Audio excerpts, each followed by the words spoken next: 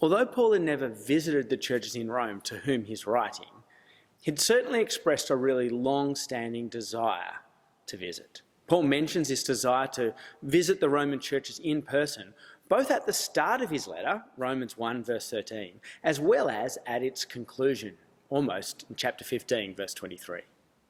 Now, despite never having visited, Paul does seem to have enjoyed a significant familiarity with the church congregations, as is evident at the very long list of greetings that he appends to the end of his letter, chapter 16 of Romans. Now, some of those Paul mentions in those closing greetings were key leaders and members in the Roman churches. Several of those Paul mentions had been key co-workers with him in proclaiming the gospel to Gentile people, that is, to non-Jews. We see that in chapter 16, verses 3 to 5. And two key figures who Paul came to know very well were Priscilla and Aquila. We'll come to see a little bit more about how Paul got to know them in a moment. Now, the churches to whom Paul writes in Rome were a mix of Gentile believers, both Greek and non-Greek, along with Jewish Christian disciples of Jesus. And Paul hints that these believers of pretty diverse backgrounds hadn't always enjoyed an easy unity with one another. Chapter 15, verse 7.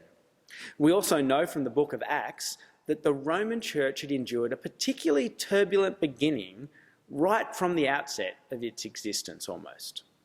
In the early years of the Roman Church, the Emperor Claudius had issued an edict expelling all ethnic Jews from the city of Rome.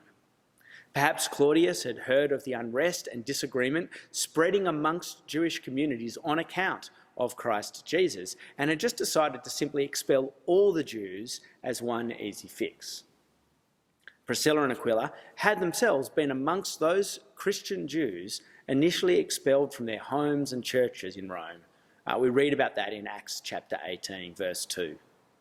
They got to know Paul only after having been forced to leave Rome, but they quickly became valued friends and co-workers of Paul in his mission. And during the years that the Jewish believers had been expelled from Rome, the now Gentile-only Christian church back in the imperial city had continued to grow and develop without their Jewish Christian siblings, spiritually speaking, among them. The expulsion of the Jews from Rome officially lasted a little over 5 years, though no doubt it took quite a bit longer than that for many of those Jewish Roman Christians to begin to return home again.